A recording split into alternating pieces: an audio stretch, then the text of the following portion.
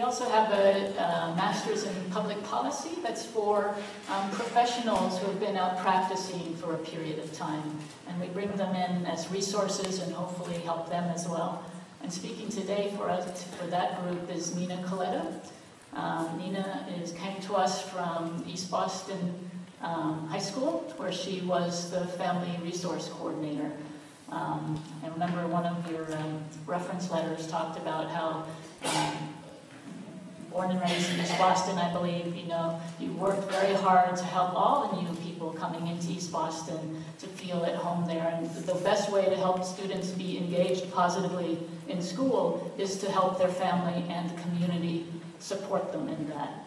And she came with a very strong background, very good reputation in that. And she's going to continue working in that for a bit and hopefully continue helping teenagers move in now into the postgraduate education area. Nina, thank you.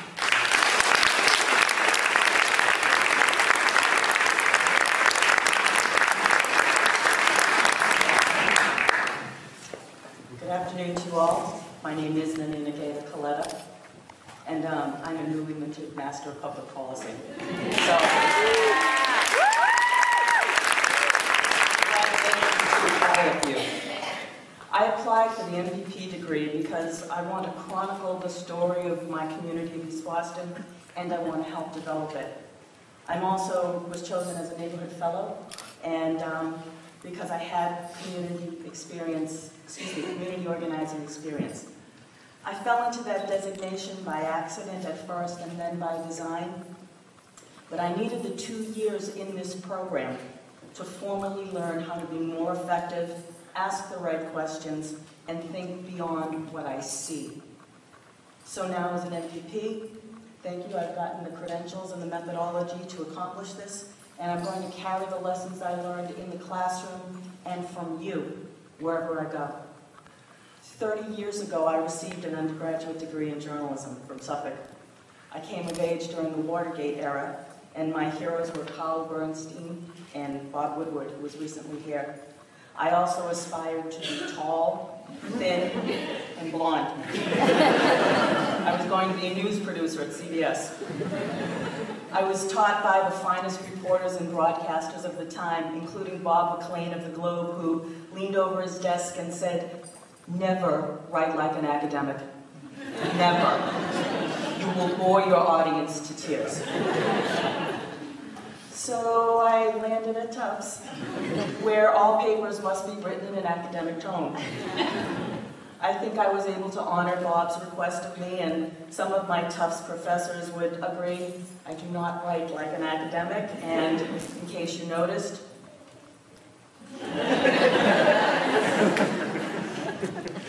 there were more than a few academic kinks to work out as I started. I think my fellow MP peers would agree how thrilling it was to see this equation for the first time.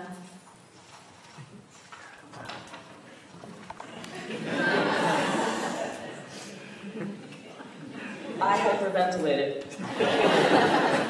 The last time I had to look at a math question, it was in 1977. But we learned how to solve it, because that's what we need to know. In our classes, we were all challenged to think about a problem from its intended benefits to its unintended consequences. We need to understand and retain the knowledge of interpreting the statistics behind any data. We need to know how a fluctuation in either supply or demand impacts housing and jobs. We need to pay attention to the policies conceived at federal, state, and local levels. And I want to help the most vulnerable because they have yet to discover their voices, or they discovered their voices were muted by a political process. I sat in classes with UMAs and my lovely MPPs, listening to you speak your minds and thinking, what an idealist, how brilliant you all sound. And that thought was quickly followed by, you're going to get squished like a bug. And somebody's going to make a name for themselves from your brilliance. That's just jaded experience. But if I really believed that, I would not be here. I am rejuvenated by you. I have learned much from you. You will come up against the internal battle between policy theory and interpretation in the field that many M.P.Pers and some of you MAs have already fought, and you are armed to take this on. And on this note, I urge future MAs to have more interactions with your M.P.P brethren and the neighborhood fellows. We can tell you of our victories and of our defeats, what we learned as we built community, how to celebrate our diversity, and why this is a strength as we move forward. We know that impetus coming from the community creates a lasting impact. Many of the best policies did not start with top-down, trickle-down pontification, but with the phrase said locally, what if we do this? Groundswell, it's such a wonderful thing.